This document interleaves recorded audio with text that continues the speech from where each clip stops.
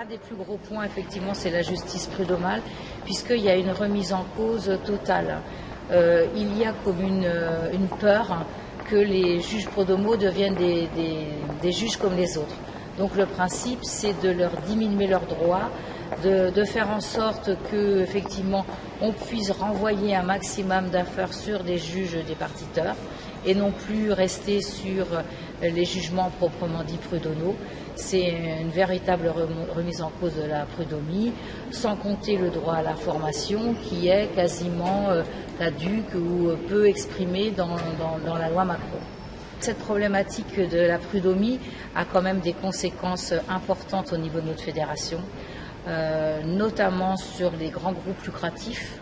Et je ne pourrais citer que par exemple les cas des unités économiques et sociales, comme le groupe Orpea Clinéa, pour lequel on a déposé plainte contre X, comme la redéfinition du périmètre des ERP pour le groupe Corian Medica, et tout un tas de dossiers qui sont de l'ordre de l'atteinte à la vie professionnelle même, conditions de travail, pression, stress au travail, discrimination en tout genre.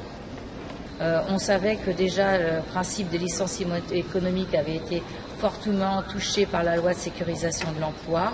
Tous ces dispositifs sont renforcés dans la loi Macron du périmètre des ERP pour le groupe Corian Medica, et tout un tas de dossiers qui sont de l'ordre de l'atteinte à la vie professionnelle même, conditions de travail, pression, stress au travail, discrimination en tout genre. Tous ces dispositifs sont renforcés dans la loi Macron et vont générer tout un tas de libertés aux employeurs de licencier à peu près comme ils veulent, sauf selon des temps impartis de façon à respecter. Mais ce sera une véritable catastrophe pour les entreprises où il y aurait des salariés de moins de 10, plus particulièrement, mais aussi pour les autres, parce qu'on accepte une souplesse très importante au niveau des employeurs.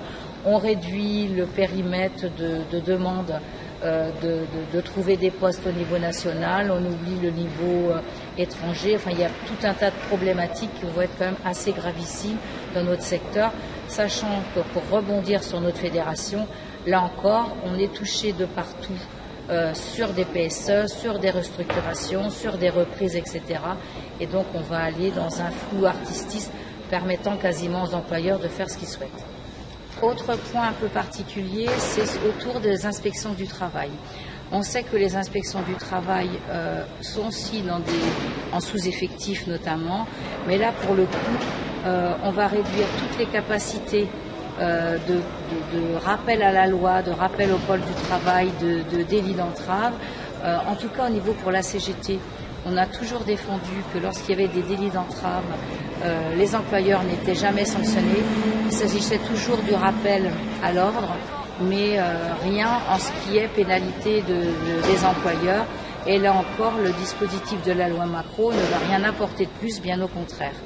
On peut aussi évoquer la problématique du travail le dimanche, du travail le soir. Alors au niveau du travail le dimanche, on a déjà coutume de travailler de façon régulière le dimanche.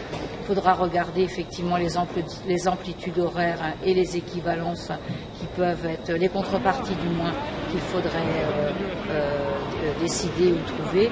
Après, sur la problématique du travail le soir, c'est aussi une complexité puisque les horaires du soir, pour certains, vont être beaucoup plus importantes.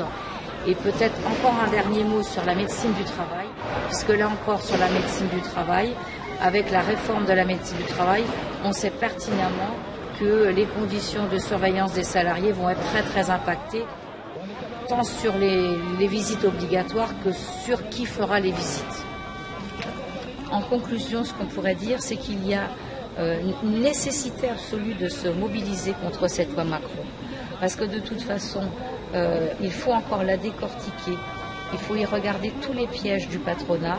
On sait que cette loi n'ira que dans le sens du patronat et non pas dans le sens des salariés, et qu'il y a à se mobiliser coûte que coûte, de toutes les façons qu'il soit, de façon à contrer ce projet de loi et à obtenir l'abrogation de cette loi.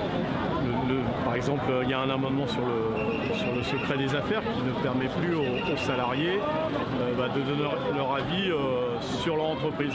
En gros, il y a maintenant des sujets qu'on ne pourra plus aborder à l'entreprise et on peut imaginer quel sujet.